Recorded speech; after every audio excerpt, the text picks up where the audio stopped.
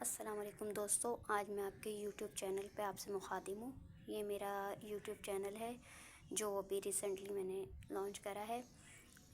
اس channel کے اوپر آپ بہت ساری مختلف معلومات حاصل کر سکیں گے، اپنے بہت سارے سوالات کے جوابات پا سکیں گے، بہت ساری گتھیاں سلجھا سکیں گے جو آپ کے ذہنوں میں نفسیاتی کیفیات ہیں ان کو بھی حل کر سکیں گے، اور جو ایک جذبات کا غبار جو ہمارے سینوں میں، جو ہمارے دماغوں میں اچھلتا ہے، اس میں مختلف سوالات ہوتے ہیں اور ہم ان کے حل نہیں پا پاتے ہیں، جواب نہیں پاتے ہیں، تو ہمارا ذہن ایک جنگ کی کیفیت میں مبتلا ہوتا ہے۔ ان سوالات کے جوابات کو کس طرح حل کرنا ہے، اپنی زندگی کو کس طریقے سے بہتر بنانا ہے، یہ آپ اس پلیٹ فارم پہ جان سکیں گے۔ اس میں نہ صرف اسلامی معلومات ملیں گی، سوشل معلومات بھی آپ کو ملیں گی، آپ کی ڈیلی لائف روٹین کی معلومات بھی ملیں گی، چاہے آپ پریکٹیکل لائف میں، پروفیشنل لائف میں ہوں، چاہے آپ اپنی گھریلو لائف میں ہوں، آپ ہر طرح کی معلومات اس چینل کے ذریعے حاصل کر سکیں گے۔ کیونکہ اللہ پاک نے ہمیں مسلمان بنایا ہے، لہٰذا ہماری زندگی کا ہر آغاز اللہ تعالیٰ کے بابرکت نام سے چاہیے، اور سب سے پہلے جو ہمارے فطور دماغ میں پیدا کرتا ہے شیطان، اس کو بھگانے کے لیے سب سے پہلے اعوذ باللہ من الشیطان الرجیم کا ورد کر لیجیے۔ اس کے بعد اپنے کام کی برکت کے لیے بسم اللہ الرحمن الرحیم پڑھ کے ہم اس چینل کا آغاز کرتے ہیں۔ انشاءاللہ آپ کو اس سے بہت زیادہ فائدہ حاصل ہونے والا ہے۔ سب سے پہلے ہم اپنے سوالات کو حل کرنے کے لیے جو جگہیں ڈھونڈتے ہیں، یا تو ہم اپنی نفسیاتی کیفیت کو یا تو ڈاکٹرز کے پاس جاتے ہیں، یا ہم کسی عالم کے پاس بھاگ رہے ہوتے ہیں، یا ہم کسی ایسی شخصیت کے پاس جا رہے ہوتے ہیں جو ہم سمجھتے ہیں کہ ہم سے زیادہ قابل ہے۔ تمام قابل شخصیات نو ڈاؤٹ کہ اس دنیا میں موجود ہیں جو ہم سے قابل ہیں، جو بہتر سلوشن بنا سکیں، لیکن اگر ہمیں اپنے قریب ایسی کوئی شخصیت نہیں ملتی تو ہمارے لیے سب سے بڑا جو پیکر ہے وہ قرآن پاک ہے۔ قرآن پاک میں تمام انبیاء کا ذکر ہے جو اس دنیا میں آئے اللہ کا پیغام لے کے۔ اللہ کا پیغام لے کے جو آ رہا ہے اس سے بڑی کیا شخصیت ہوگی؟ آپ کے پاس اس کے تمام احکامات ہیں، آپ کے پاس سوالات کے جوابات ہیں۔ ان سوالات کے جوابات کو قرآن کے لیے آپ کو قرآن کا ترجمہ پڑھنا پڑے گا۔ قرآن پاک تو سبھی پڑھ رہے ہیں، یہاں تک کہ اسے ترجمے کو بھی جان رہے ہیں، لیکن اس پر غور نہیں کر رہے ہیں۔ اس ترجمے کو غور کرنے کے لیے، اس میں الجھے سوالات جو ذہنوں میں ہیں ان کو حل کرنے کے لیے آپ کو اس کو ترجمے کے ساتھ اس کی تفسیر کرنی پڑے، آیتوں کو کھولنا پڑے گا، کیونکہ قرآن کی تفسیر اتنی زیادہ ہے کہ ایک لفظ پہ اگر کھولو تو سمندر سے کم نہیں، لیکن ہم آپ کو وہ تفسیر دیں گے جسے آپ مختصر الفاظ میں آسان سے آسان بنا کر آپ کے سامنے پیش کی جائے گی، اور آپ اس سے استفادہ حاصل کر سکیں گے۔ اس کی حل کرنے کے لیے عام زبان میں، یا آپ کو پہنچانے کے لیے، آپ تک یہ فائدہ پہنچانے کے لیے، میں نے بھی اس سے کچھ ہی سال پہلے استفادہ حاصل کرا ہے۔ میں بھی اتنی معلومات میں بہت زیادہ پیچھے تھی، میرے پاس بھی اتنی زیادہ معلومات نہیں تھی، بہت سارے سوالات تھے جو حل نہیں ہوتے تھے۔ شخصیت میں ایک جذبات کا ابھار تھا جو بہت زیادہ انسان کی ذہنی کیفیات کو نیگیٹیوٹی کی طرف مائل کرتا تھا، وہ چیز پازیٹیوٹی میں کس طرح سے تبدیل ہوئی، اور کس طرح سے مجھے اپنے سوالات کے جوابات ملے، اور زندگی کو آسان معنوں میں نے دیکھنے لگا، اور زندگی میں ایک سکون کی کیفیت ہونے لگی۔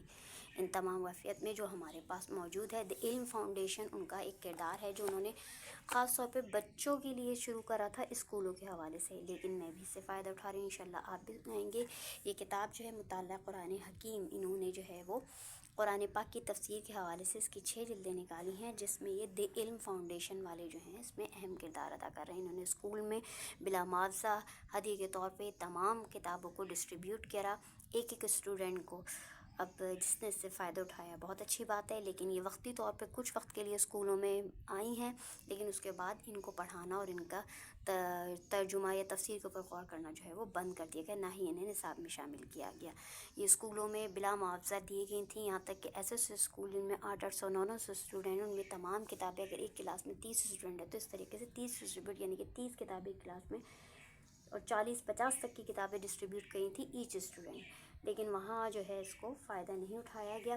یہ مجھے اسکول کے ہی ریفرنس سے ملی تھی کتاب، لیکن میں نے اس کے تمام جلدوں کو مطالعہ کرا۔ اگر یہ تمام جلدیں اسکولوں میں کتابوں میں کلاسز وائز پڑھا دی جائیں تو یقیناً ایک بہترین انسان تعلیم کے ساتھ جو ہے دینی معلومات میں بھی ایک بہترین انسان ہمارے اسکول سے نکلے گا۔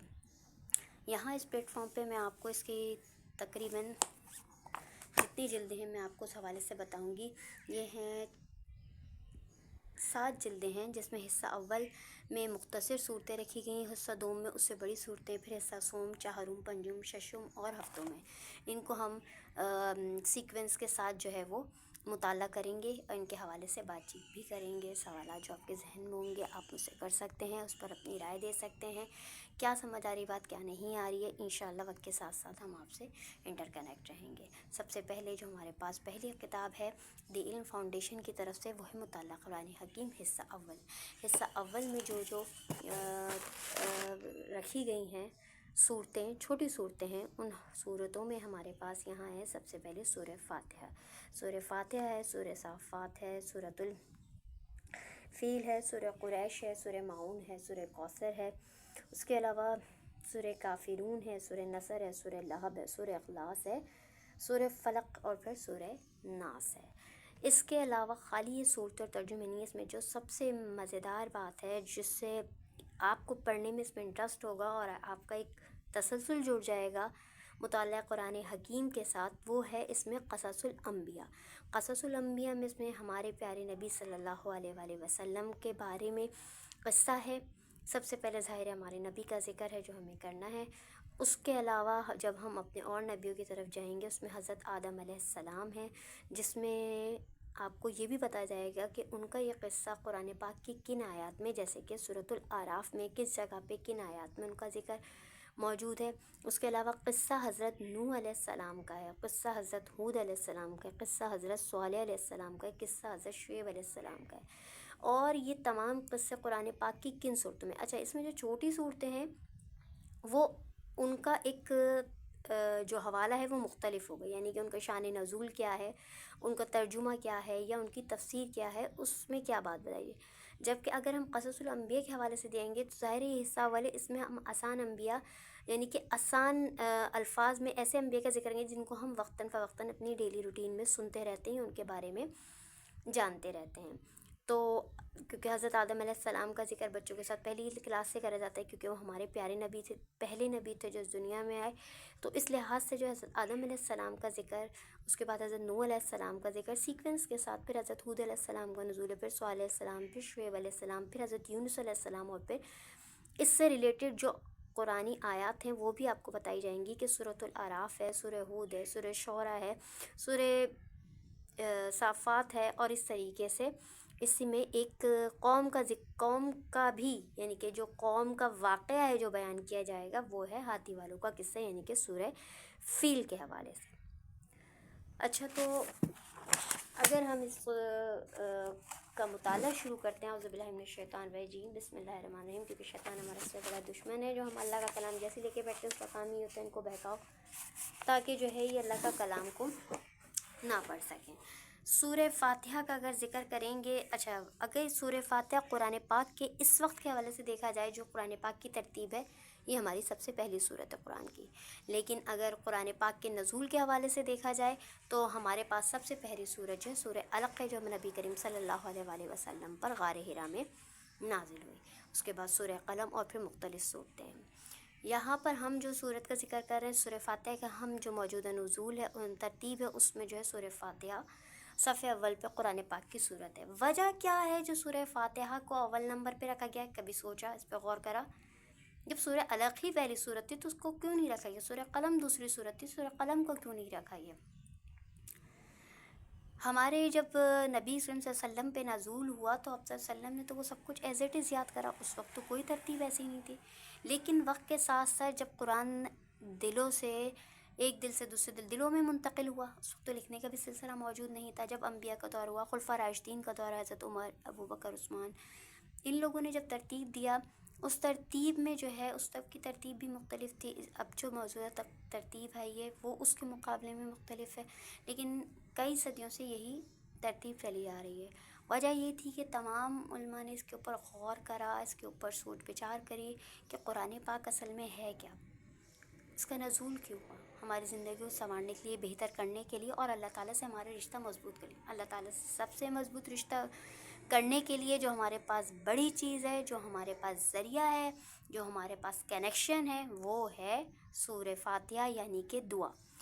دعا اگر اللہ تعالیٰ سے کرتے ہیں تو وہ ہمارا کنیکشن، جب ہم اپنے رشتہ داروں سے کسی سے بات کرتے ہیں ہمیں کیا چاہیے ہوتا ہے؟ کانٹیکٹ نمبر چاہیے ہوتا ہے نا، فون کرتے ہیں، بات کرتے ہیں، تو اللہ تعالیٰ سے کانٹیکٹ کرنے کا کیا ذریعہ ہے؟ اللہ تعالیٰ سے کانٹیکٹ کرنے کا ذریعہ ہے دعا۔ دعا کیجئے، اللہ تعالیٰ سے اپنا رشتہ مضبوط کیجئے۔ کانٹیکٹ دعا کیسے کریں، کس طرح کریں کہ اللہ تعالیٰ ہماری سنیں؟ اس کے لیے قرآن پاک کی ترتیب سب سے پہلے چھوٹی صورت بھی ہے اور قرآن پاک کی جو ہے یہ دعا بھی ہے۔ سورہ فاتحہ کو قرآن پاک کی دعا کہا جاتا ہے۔ قرآن پاک کی دعا ہے وہ ہے سورہ فاتحہ، جس میں ہم اللہ تعالیٰ سے دعا مانگ رہے ہیں، دعا مانگنے کا طریقہ بھی سیکھ رہے ہیں اور دعا کا انعام بھی پا رہے ہیں اور اپنی ذات کو بہتر بھی بنا رہے ہیں۔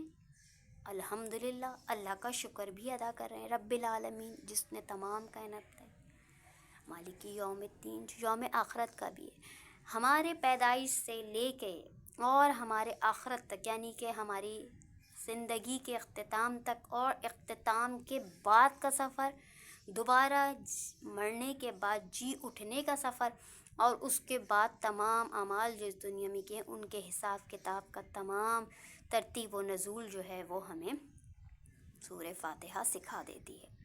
سورہ فاتحہ کو سورہ مناجات بھی کہا جاتا ہے کیونکہ یہ دعا مانگا جا رہی ہے۔ سورہ فاتحہ کو سورہ صلاۃ بھی کہا جاتا ہے، کیوں؟ اس لیے کہ ہر نماز میں سورہ فاتحہ ہی سے ابتدا ہے۔ اللہ کی تعریف کرتے ہیں ہم ثنا پڑھ کے، اس کے بعد سورہ فاتحہ۔ کون سی ایسی رکعت ہے جس میں سورہ فاتحہ نہیں ہے؟ ہر رکعت میں سورہ فاتحہ ہے۔ سورہ فاتحہ اللہ سے ہدایت مانگنے کا راستہ ہے، اللہ سے دعا مانگنے کا طریقہ ہے۔ یہی وجہ ہے کہ جب ہم نماز پڑھتے ہیں اللہ تعالیٰ سے کنیکٹ ہوتے ہیں، نماز بھی تو ہمیں اللہ تعالیٰ سے کنیکٹ کر رہی ہے نا، اس کنیکشن میں جو ہمارے پاس پہلا نمبر ہے وہ سورہ فاتحہ کا ہے، ٹھیک ہے؟ اب سورہ فاتحہ ہمیں کنیکٹ کر دیتی ہے اللہ تعالیٰ سے جیسے ہم سورہ فاتحہ کو پڑھ لیتے ہیں ہر رکعت میں نماز میں۔ یہ وجہ ہے کہ سورہ فاتحہ کو سورہ مناجات یعنی کہ سورہ دعا، سورہ صلاۃ بھی کہا جاتا ہے۔ قرآن حکیم کی ترتیب کے لحاظ سے یہ پہلی سورت ہے۔ اس سورت کے ناموں میں سورہ فاتحہ، جیسے کہ میں نے ابھی آپ کو بتایا، سورہ صلاۃ، سورہ مناجات، کیونکہ دعا مانگنے کا طریقہ اس میں سے کیا ہے۔ اس کے علاوہ سورت میں بندہ اللہ تعالیٰ کی تعریف بیان کر رہا ہے، اللہ تعالیٰ کا شکر ادا کر رہا ہے، اپنی بندگی کا ذکر ادا کر رہا ہے، اللہ تعالیٰ سے ہدایت کی دعا مانگ رہا ہے۔ آپ کو پتہ ہے سب سے پیاری دعا کیا ہے؟ اللہ تعالیٰ سے ہدایت مانگنا۔ ہم اللہ تعالیٰ سے دنیا مانگ لیں گے، آخرت کی نعمتیں مانگیں گے، لیکن اگر ہم نے ہدایت مانگ لی سمجھے ہم نے سب کچھ مانگ لی، دنیا کی نعمتیں مانگ لی اور غفلت میں پڑ گئے، کیا کرنا ہے پھر ایسی نعمتوں کو؟ آخرت میں اچھائی مانگ لی اور دنیا میں اپنے قریبی رشتہ داروں کے ساتھ، اپنے جن کے اوپر حقوق ہیں، فرائض ہیں، ان کے ساتھ ہم نے کوتاہی کر دی، تو پھر ہم آخرت میں کیا جنت کے حقدار ہوں گے؟ نہیں۔ اصل مقصد تو ہے کہ دنیا آخرت میں ہمیں جو چاہیے پہلے ہمیں پتہ تو ہو کہ کیا چیز ہمارے لیے صحیح ہے، کیا چیز غلط ہے۔ تو اللہ تعالیٰ سے اپنے لیے کیا مانگیں گے؟ ہدایت مانگیں گے۔ اللہ تعالیٰ سے ہدایت مانگیں۔ پورا قرآن پاک جو ہے وہ یوں سمجھیے اللہ تعالیٰ سے ہدایت اور دعاؤں پر ہی مشتمل، کیونکہ جب ہم نبیوں کے قصے پڑھتے ہیں اس میں کیا ہے، نبی اللہ تعالیٰ سے کنیکشن کا ذریعہ بتا رہے ہیں، ہدایت کا ذریعہ بتا رہے ہیں، ٹھیک ہے؟ تو ہم جب یہ پڑھیں گے تو اللہ تعالیٰ کے ہمیں کس طرح سے ہدایت دیں گے وہ طریقہ کار بھی آپ جانیں گے۔ سورہ فاتحہ کی تلاوت پر آمین کہا جاتا ہے، آپ نے سنا ہے؟ اکثر و بیشتر تمام تلاوت جب کری جاتی ہے سورہ فاتحہ کی آمین، کیوں؟ کیا دعا مانگتے ہیں؟ آمین کا کیا کہ اللہ تعالیٰ اس دعا کو، اس ہماری التجا کو قبول فرمائے، آمین کہیں انشاءاللہ، ٹھیک ہے نا؟ اس وجہ سے آمین کہا جاتا ہے۔ تو اس سے یہ بات ثابت ہوتی ہے کہ سورہ فاتحہ اللہ تعالیٰ نے ہمارے لیے ایک دعا رکھی ہدایت کی، جو ہمیں ہر وقت ہر لمحہ پڑھتے رہنا ہے اور آمین کہہ کے اللہ تعالیٰ کی بارگاہ میں پیش کر دینا ہے، تاکہ یہ دعا اور ہمارا جو مقصد ہے اللہ تعالیٰ سے مانگنے کا اور کنیکٹ ہونے کا وہ قبول ہو جائے، ہدایت کا راستہ ہم چن لیں۔ قرآن پاک فرمان نبی ہے کہ قرآن حکیم یہ سیدھا راستہ ہے۔ حضرت عائشہ کا قول ہے کہ رسول کریم صلی اللہ علیہ وآلہ وسلم کے اخلاق تو قرآن حکیم ہے، قرآن حکیم اور نبی کی اتباع صراط مستقیم ہے۔ یعنی اگر ہم اخلاق کے حوالے سے بات کر رہے ہیں تو قرآن حکیم حضور صلی اللہ علیہ وآلہ وسلم کے اخلاق ہیں، اور اگر ہم حضور صلی اللہ علیہ وسلم کے اخلاق کی بات کر رہے ہیں تو ان کے اخلاق صرف اور صرف قرآن حکیم ہے۔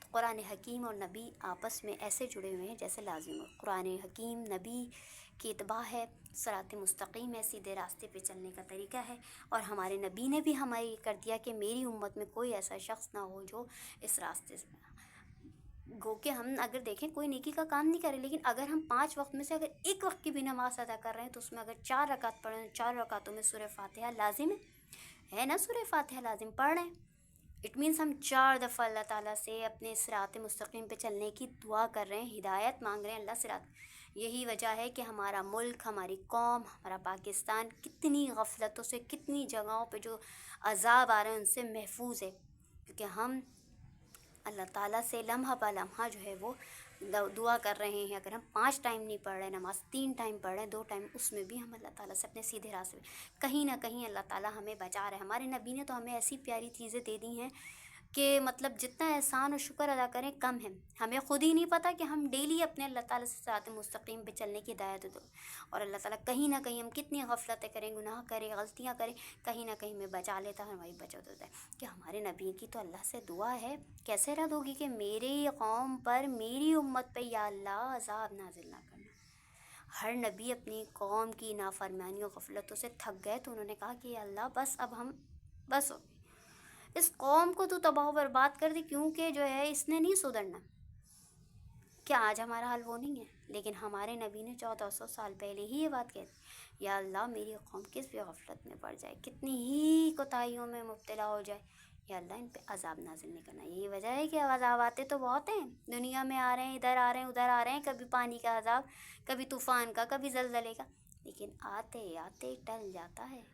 یہ پاکستان کے اوپر اللہ کی رحمت ہے، کیونکہ پاکستان تو ایک معجزہ ہے۔ پاکستان نہیں ہے، پاکستان اللہ کا ایک معجزہ ہے جس میں پیارے امتی ہیں اللہ تعالیٰ کے، اور جہاں جہاں ہیں اللہ تعالیٰ ان سب کو اپنی حفظ و امان میں رکھے۔ حضور اکرم صلی اللہ علیہ وسلم نے بتایا کہ سورہ فاتحہ جیسی کوئی صورت نہیں ہے جو توریت میں، زبور یا انجیل میں موجود ہو۔ سورہ فاتحہ صرف قرآن پاک کا ہی معجزہ ہے۔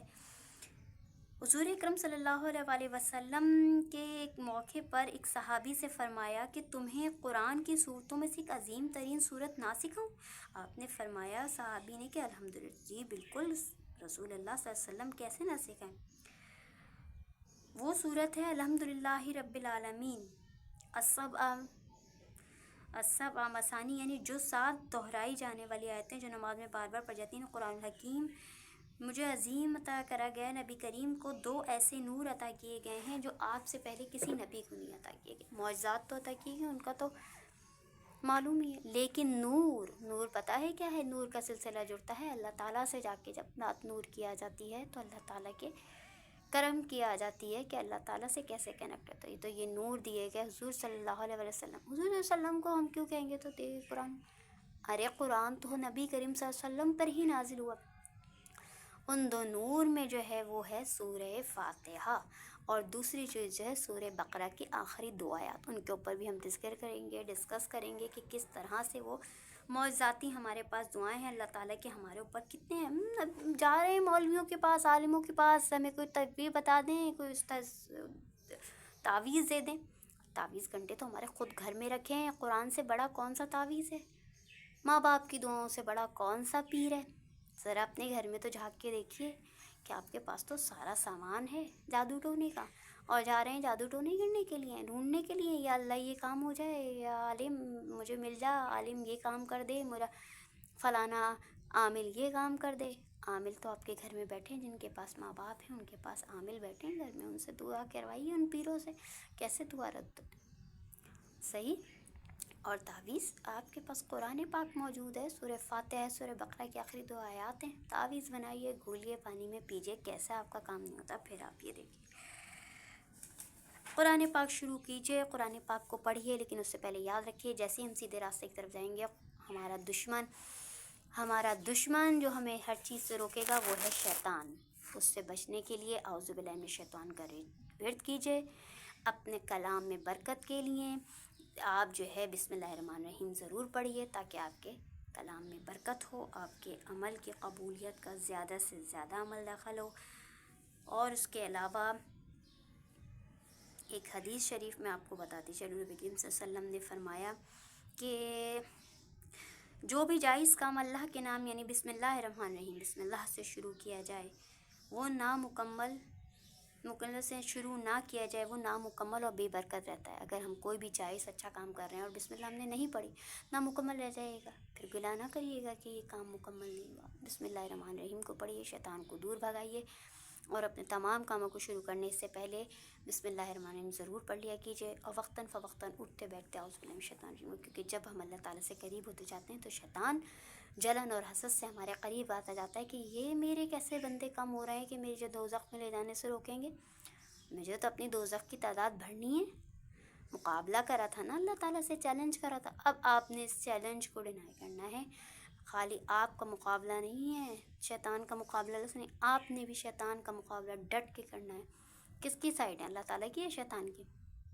اللہ تعالیٰ کی سائڈ ہے نا. تو کیسے مقابلہ نہیں کریں گے شیطان کا؟ پڑھیے صبح شام اعوذ باللہ من الشیطان الرجیم پڑھیے. اتنا پیارا ہتھیار آپ کے پاس ہے جس میں نہ کوئی محنت نہ کوئی مشقت. بس پڑھتے رہیے, شیطان کو بھگاتے رہیے, اور اپنے کاموں کو برکت ڈالنے کے لیے بسم اللہ الرحمن الرحیم پڑھیے. اور اپنی دعا قبولیت کے لیے سورہ فاتحہ کا ورد کیجیے.